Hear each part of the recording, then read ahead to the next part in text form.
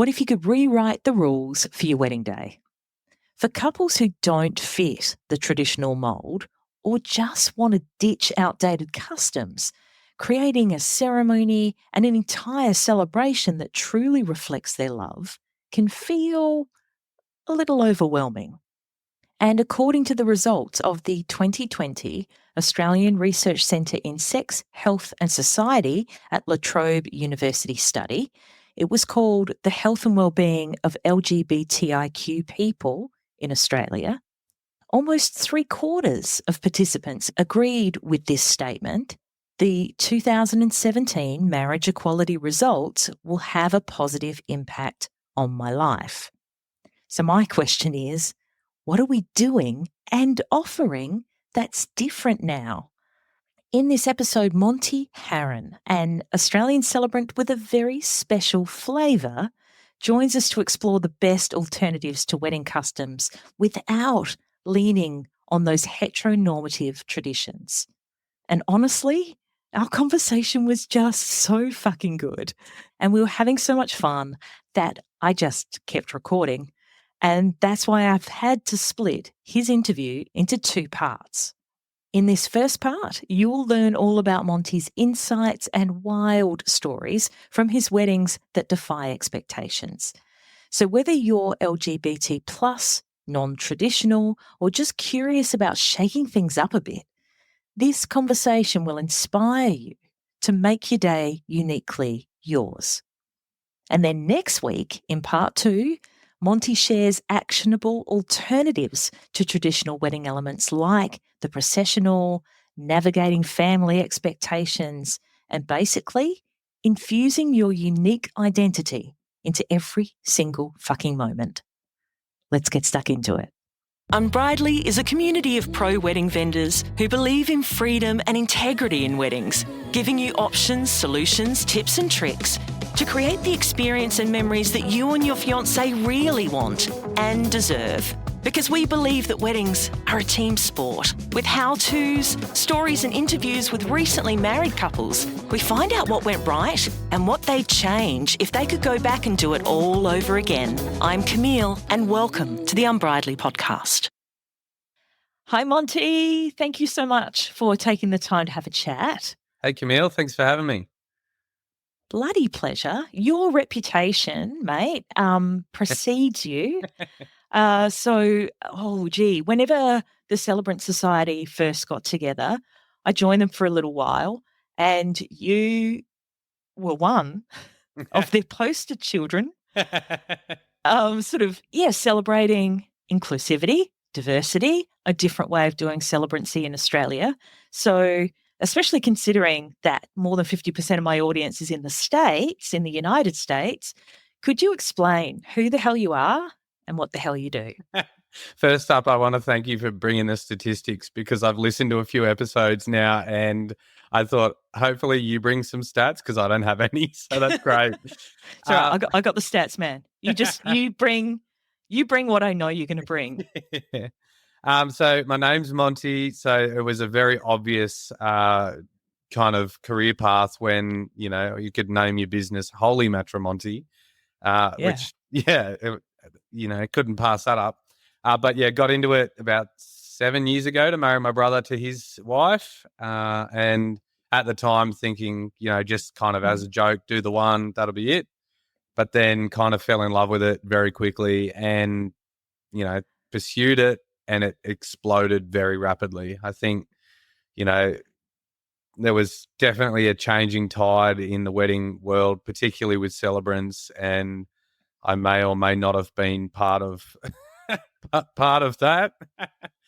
Absolutely, you were. Yeah, you're riding the crest of the wave, Monty. Maybe because a lot of people listen to this on audio only. Yeah, they're missing out on a treat tonight, but. Tell them how you're different. So I guess like early days, just the fact that I was young and male was actually a huge draw card for couples. And they would tell me this as soon as they inquired, even though I had no experience or, just my brother's wedding, but next to no experience, they were willing to take a chance on me because I was young and male and they just wanted something different from a celebrant. because it is a predominantly older female dominated industry. So that kind of got my career rolling, got a few bookings under my sleeve. But by the time I'd sort of done half a dozen weddings, I realized that how I was trained to be a celebrant, how we're all trained, is very 1950s, outdated. It's traditional. It's still, even though it's civil, rather than a religious ceremony, there's still, kind of that pressure. So did half a dozen and thought this isn't, I'm not really enjoying it as much as I thought I would. So started to try and sort of test the waters. And then that kind of exploded all over again. And kind of, people ask, how did I find my niche? But I strongly believe I just created a niche because there isn't anyone doing what I'm doing. And similarly, there's other people doing some incredible things and some wild things. And, there's nobody else that can do what they do either. So everybody's, sort of paving their own way, which is mean that there has definitely been a massive shift in, ceremonies in particular. Yeah. What couples want, right? What they're looking for and what they'll accept as well. That's Yeah. the thing, Monty. If you were around, let's go, okay, do you know what? I was going to say the 1980s. Man, you would have been a hit. That's maybe the wrong era. But, if it were the 60s or something, you'd be burned at the fucking stake. Yeah, exactly. Tell people how you're different. So it's actually in my contract now that I will not wear a suit, for one, but the boots and whips are non-negotiable. So it's sort of become a bit of a novelty with my couples that they actually get to pick the outfit that I wear to their weddings. Mild to wild. Like what, Monty? Like what? Come on, tell them what you're wearing. We'll go mild. Mild first. You're looking at, chinos and linen shirts, wooden bow tie, cowboy boots.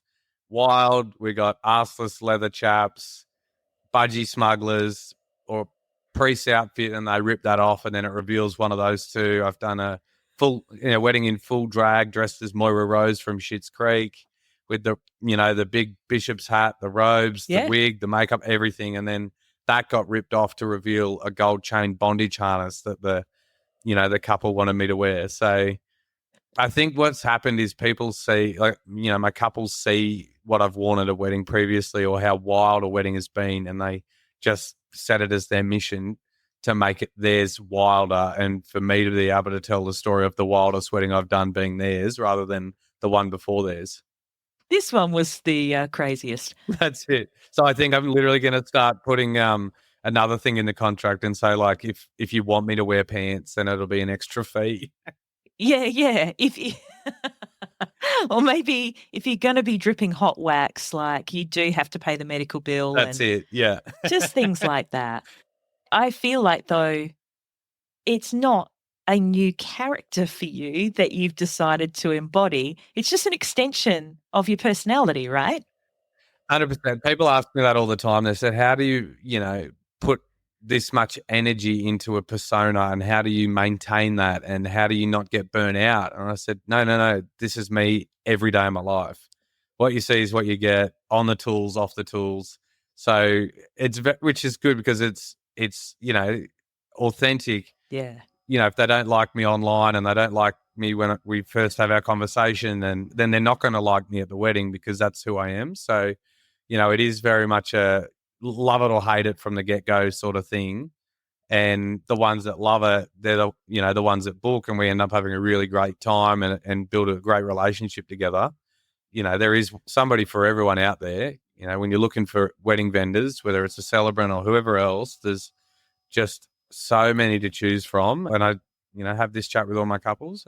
I encourage them, even if they've got the strongest inquiry ever and they absolutely love what I do, I will still say to them, look, if there's anyone else on your short list, I encourage you to give them a call, have a chat, because if you vibe better with them, then you should go with them, Yeah, that's great, Monty. That's really lovely to hear. That's exactly like the tack that I take. It's like, if you're not sure if I'm the right celebrant for you, I'm not. Yeah, exactly. That's it. I'm not. If we're not vibing, if we're not bouncing off each other, keep looking, mate. It literally says on my inquiry form, after they've put in their contact details, about to hit submit, says leave me a message. And then it says, please note, inquiries asking about how we can work together will be prioritized over inquiries that ask about my fee, because Yeah. I hope that the connection we have is of a greater importance to you than what I charge. So it's a little bit of sass them on asking about the fees. And of course, everyone has a different budget, and that's totally understandable. But like you said, if they have any question, then I'm probably not the one for them, Yeah. Yeah. Yeah. Because you're looking for your ideal couple as much as they're looking for their ideal celebrant, right? Yeah, I never stand at a wedding, marrying a couple and think I shouldn't be here. This should have been somebody else doing that. In the early days, I did, because I didn't know, kind of what I was doing in the industry and what direction and all those sorts of things. But now I've done it, long enough that, 500 weddings under my belt now, I can pick my couples a mile away. And I think from my marketing and branding, they can pick me a mile away too and say, yep, that's who we want, or absolutely no bloody way. They see you coming, Monty. Yeah, that's it. See me or hear me. Yeah, either way. And if you're not watching a social media clip right now, you've got a beautiful leopard print shirt on there, Monty. This one needs to be part of the outfits, I think.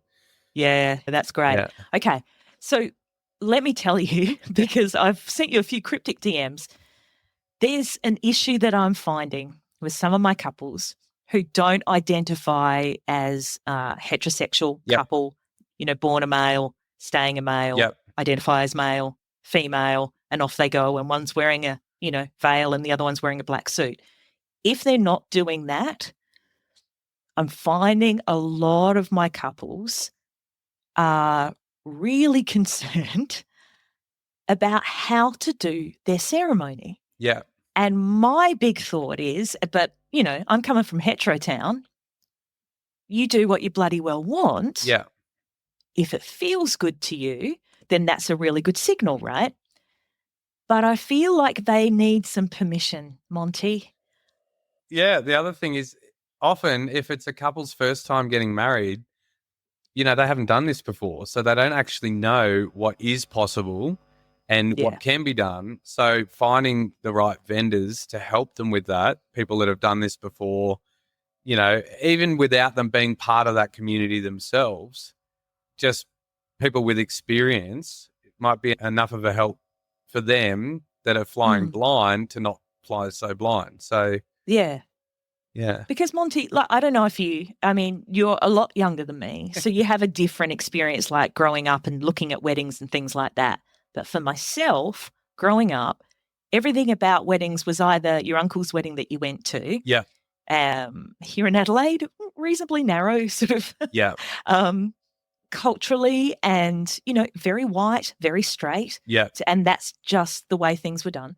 Or you see movies from America. That's the biggest thing. And they're walking down a little aisle, little white chapel. Yeah. And dad, walks the little bride in and does a proper giving away. And, there's the garter toss, there's the bouquet toss, there's the first dance. Yeah.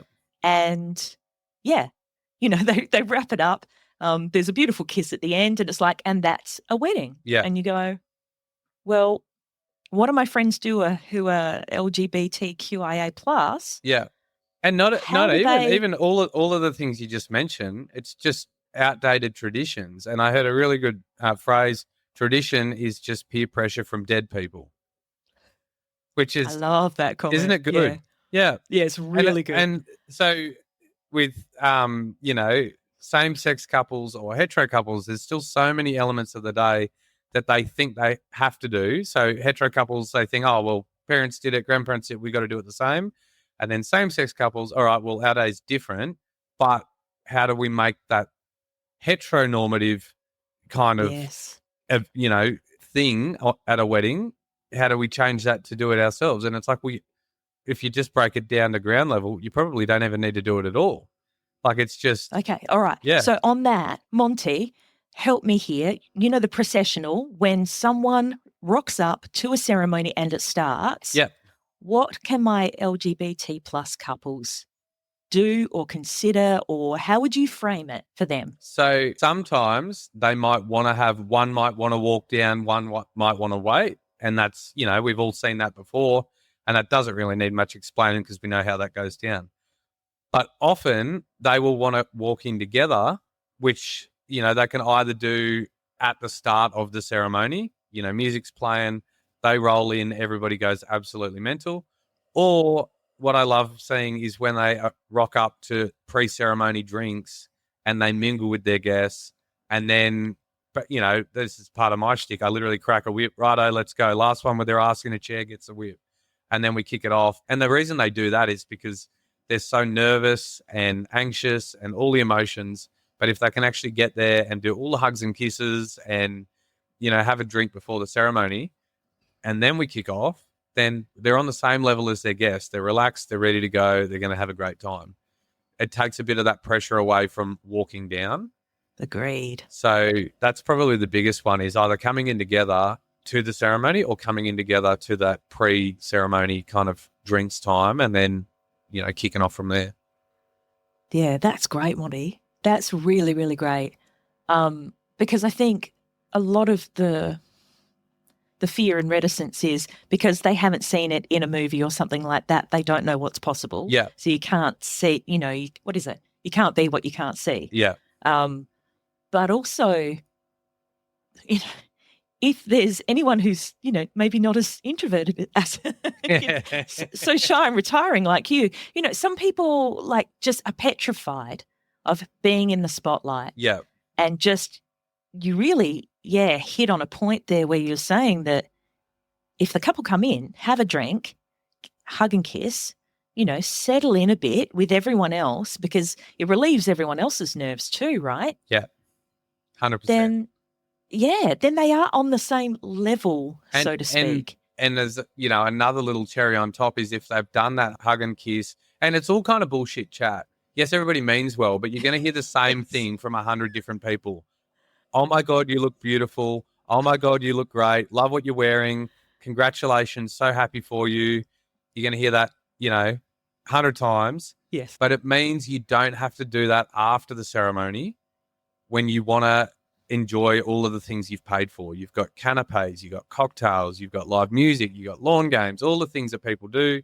But normally you have to go and do that obligatory congrats and hugs and kisses and all that crap that, of course, is going to happen. But if you can get it out of the way earlier, then, it's like having a first look before the ceremony. Again, that's photos that you've got done then, and you can spend the time with your guests. So, I think there's a lot of benefits to it.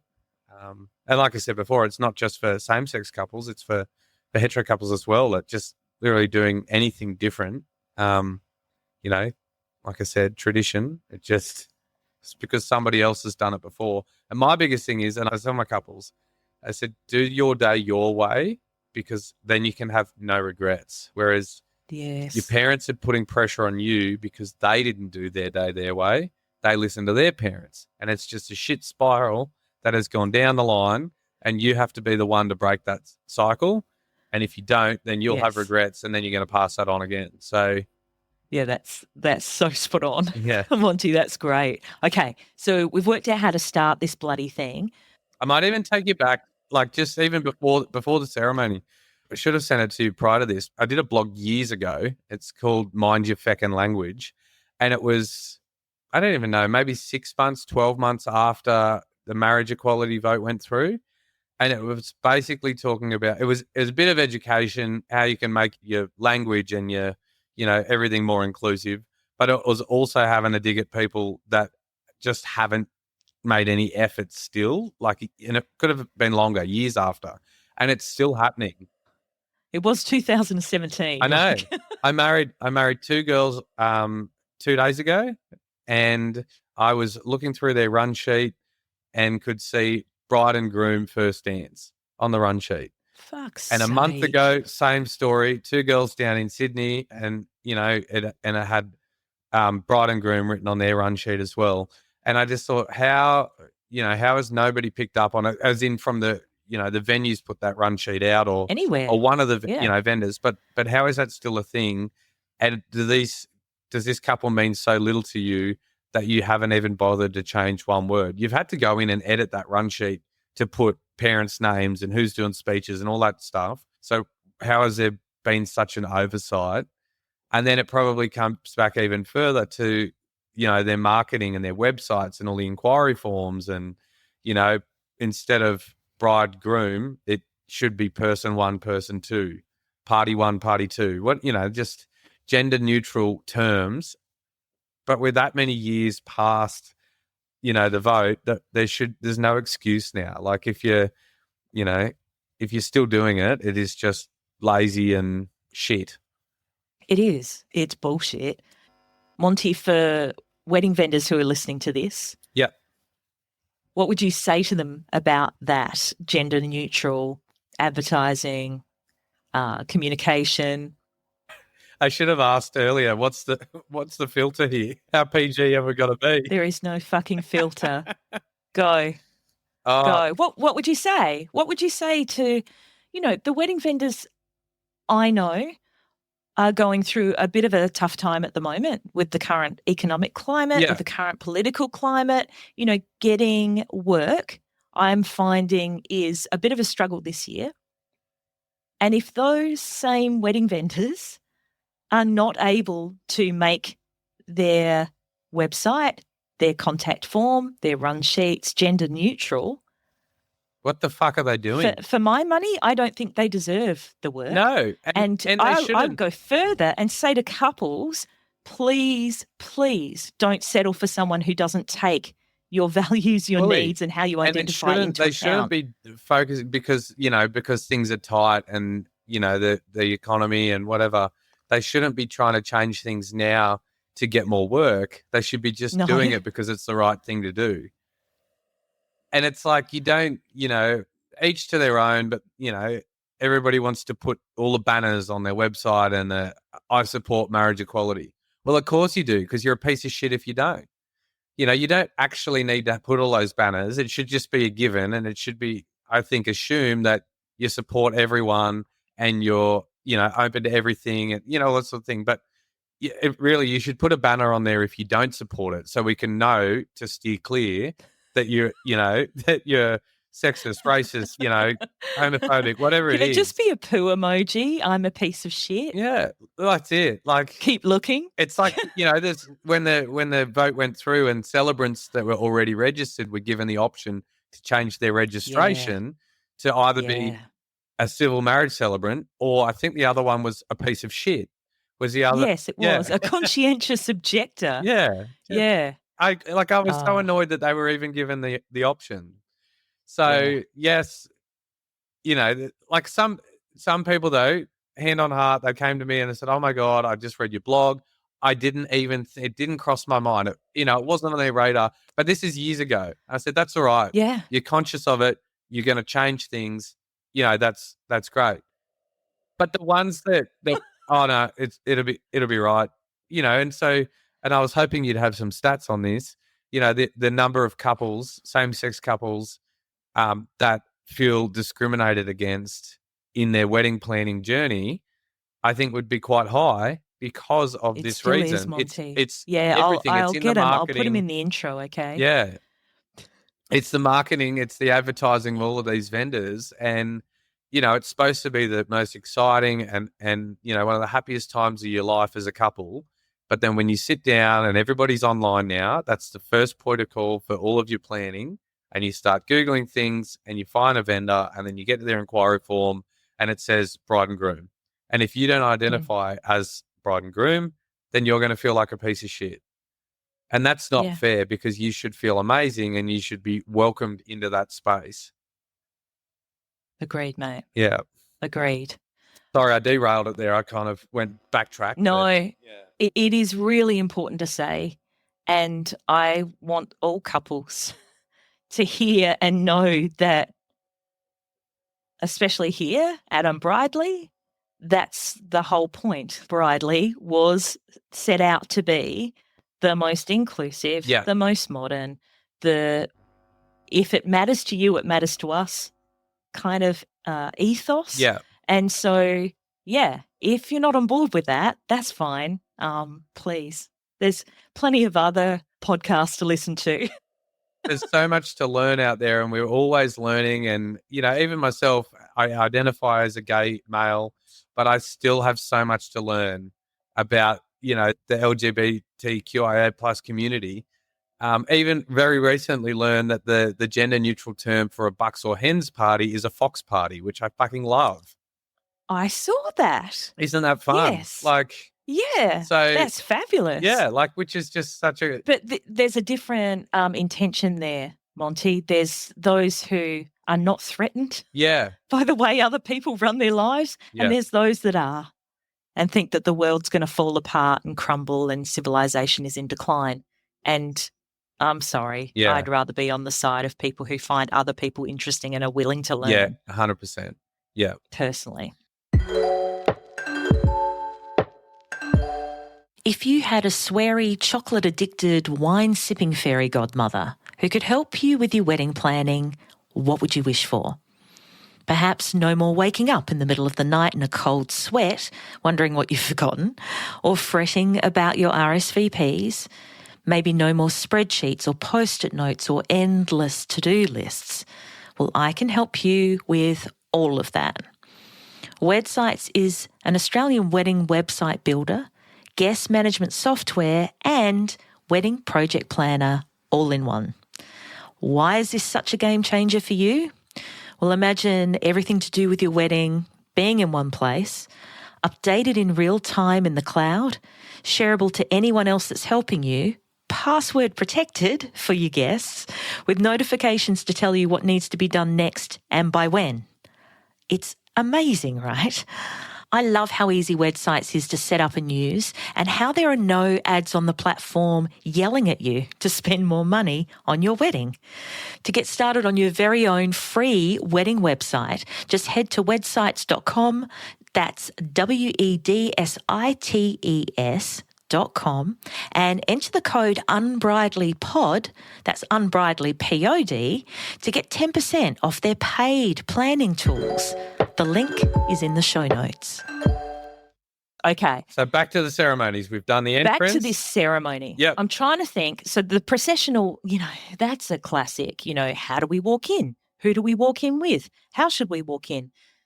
The other question that keeps coming up from my couples is, what if the way we choose to do something offends some people because it's not traditional? What do you think, Monty? Even that, like the walking in thing, and I hear this and it kind of makes my blood boil. Somebody's standing there waiting for their partner, and then you can hear guests talking and say, oh, well, she must be the bloke then.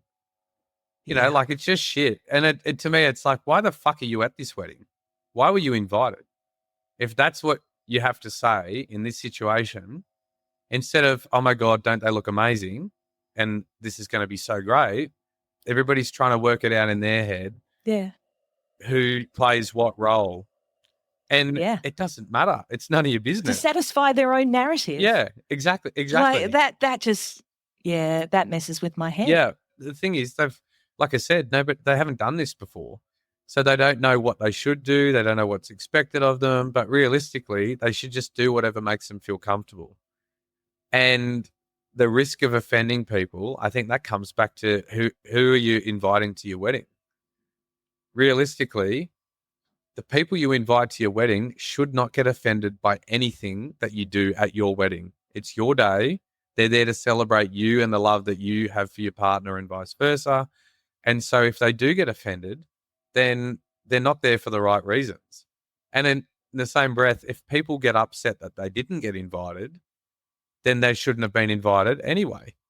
It's the ones that didn't get invited and they're okay and they understand, then you probably feel shit, think, oh God, they handled that really well. We should have invited them. They're actually a great person.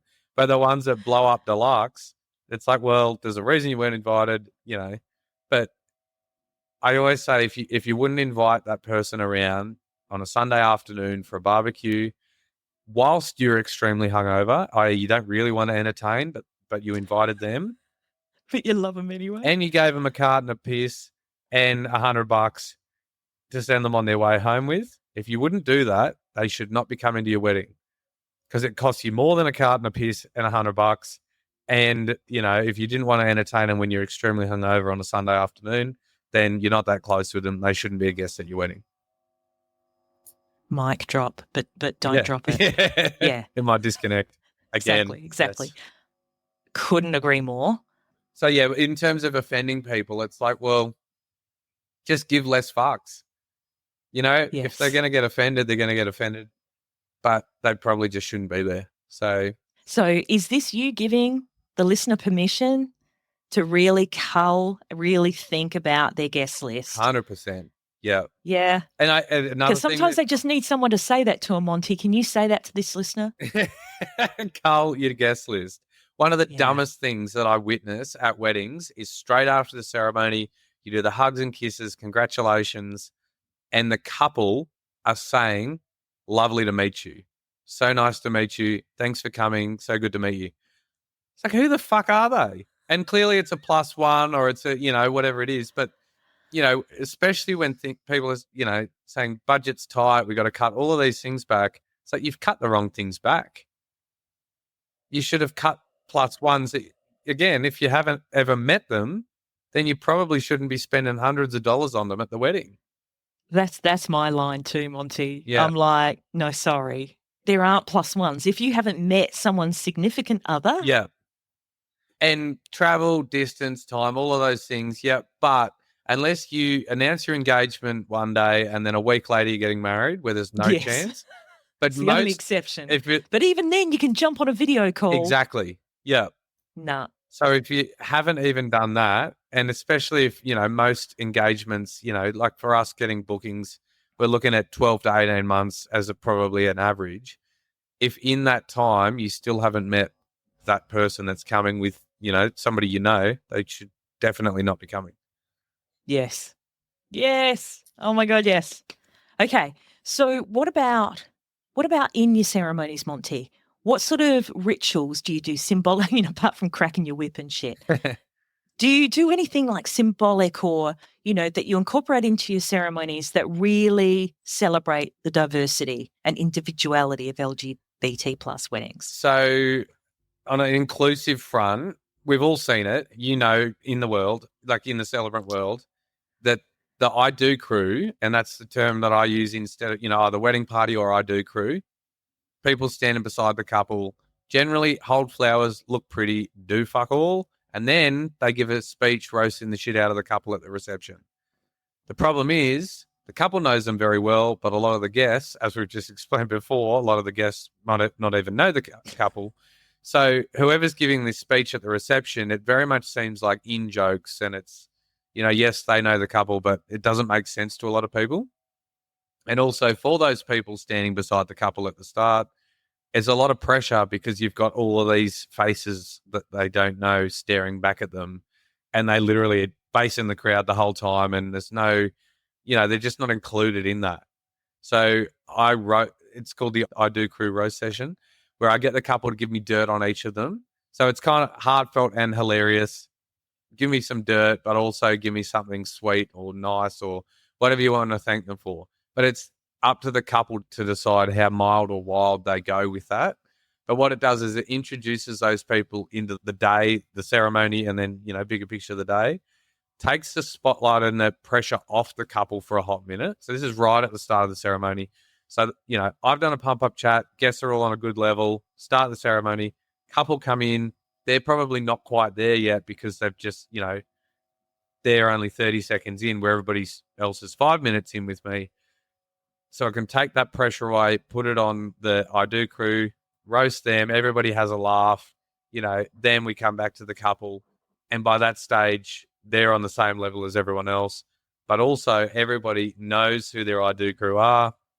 And generally the content I've been given from the couple about them some way ties into the content they're going to use in a speech later on to roast the couple. So it all kind of works in very well.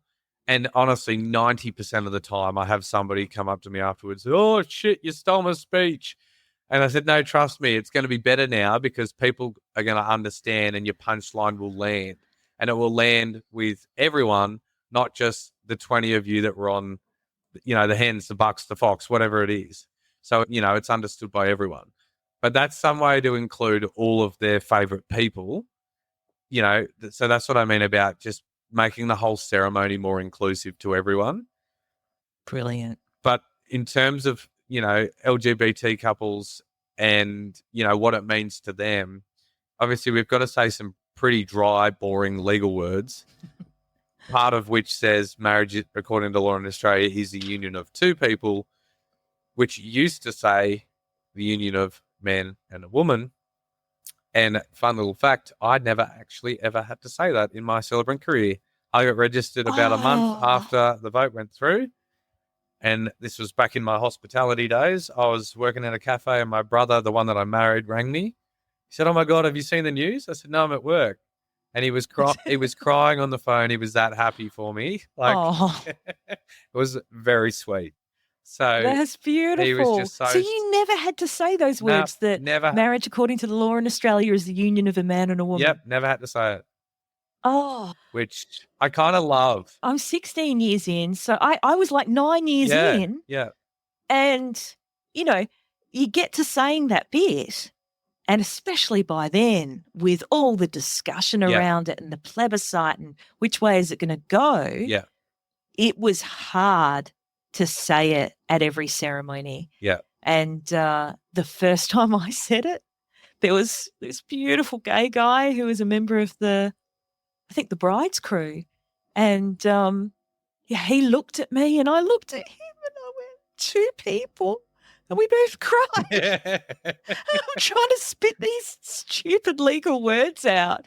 It meant so much. And that's why what do you do, Monty? So I just was thinking, it just kind of made me emotional again. I was like, because when I found out, when he told me, it didn't really register to me because I wasn't in the market to get married at that point in my life. I was 20 or something spring chicken. Yeah. So it was just kind of not even on my radar. And then when I kind of got into it and I got to say that, and especially when I was marrying same-sex couples, I was like, holy shit, this is incredible. This can actually happen because those two words, so however many hundreds of millions of dollars it cost for two fucking words to change in the marriage legislation, and it means that a whole demographic of people can actually marry the love of their life. Just incredible. So, yes, now it's been a thing for years. And, to the untrained ear, it just means nothing. Because, yes, we're going to our gay friend's wedding and they're going to get married and there's some legal words and then they, do all the things and it just sort of straight over people's heads. So I give my couples the option, and it says in there, basically after they've told me all their story, it says, all right, now we do the legal bits, little blurb in there saying how exciting it is that marriage, is between two people. If this means something special to you, rather than me just saying the legal words, would you like me to add something to this? And I've had kind of 50 different variations of what people have wanted me to say. So we do the legal words, but I can preface it by saying, all right, in a moment, I'm going to say some pretty boring legal words, except for one part that means a hell of a lot to whoever's getting married. So when I get to the words two people, I want all of you to scream at the top of your lungs, yay for gay.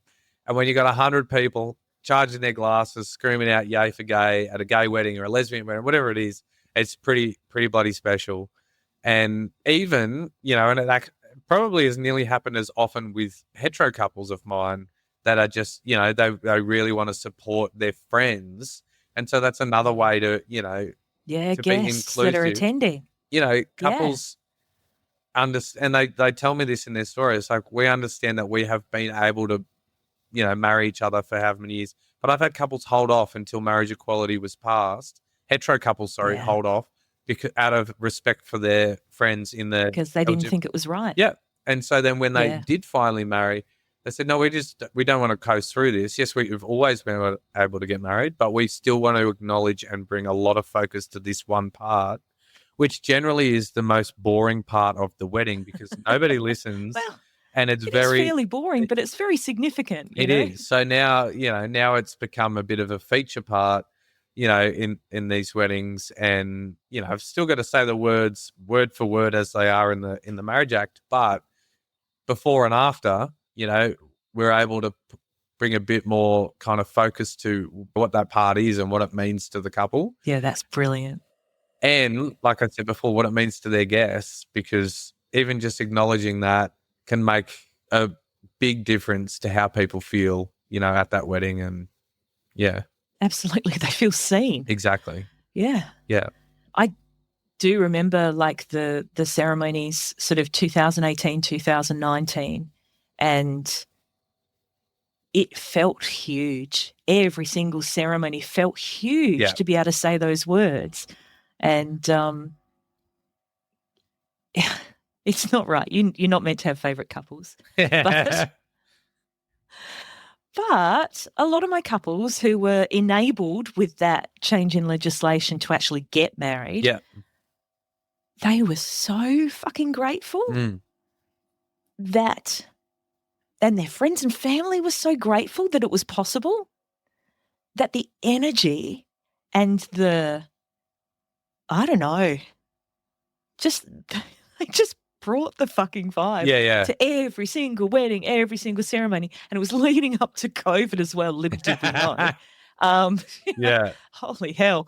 But yeah, I love that you put a little, put it on a little pedestal and sprinkle it with glitter and go, isn't that fucking great still? And it is. 100%. That's beautiful. Yeah. And it just I think my approach with the ceremony is that every different part, there's some bits that you feel like you have to do, for example, rings. Like it absolutely means nothing. It's pretty jewelry. That's it, But when I first started, I had this absolutely putrid spiel that I would say about rings when they put them on, purely to avoid the awkward silence. But it was about that, no beginning, no end, and it's just like the love they have, all that bullshit. And now I get them to lean in and whisper something cheeky to each other when they put the ring on. I don't talk about what the rings mean, because they mean they mean, oh, great, more jewelry. But they lean in and whisper something cheeky to each other. And then I explain to the guests, they're going to lean in, whisper. You can't hear what they're saying, obviously, because that's the beauty of a whisper, but I want you to try and gauge from their reactions as to what they've said. And then I stitch the couple up. I get them to turn around after they've done the whisper and tell the guests, or tell them rather, in front of the guests, even though you thought nobody could hear, you're actually mic'd up, or there's mic in the flowers, or there's, whatever, and everything's recorded, and we're going to play it at your reception later on. That's so And the evil. reaction on them is priceless, because prior to the ceremony, I've worded the couple up and said, you need to whisper the dirtiest, sexiest, kinkiest shit you can think of. Set them right So they up. go ham thinking that it is purely just a moment between the two of them. Just you and me, baby. Just you and me. And then I tell them it's recorded and their reactions are priceless. But in reality, it's not recorded. And even if it is, you can't hear it anyway. It doesn't matter. But they just, it's so good. It's worth it for the fun. Yeah. Love it. Yeah. Love it. That about wraps it up for this episode of the Unbridely podcast. For the links and resources we mentioned, please head to the show notes. And if you love the show, please review and subscribe on the podcast platform you're on now so you don't miss out on a single episode. Thanks so much for listening. And remember, weddings are a team sport. Catch you soon.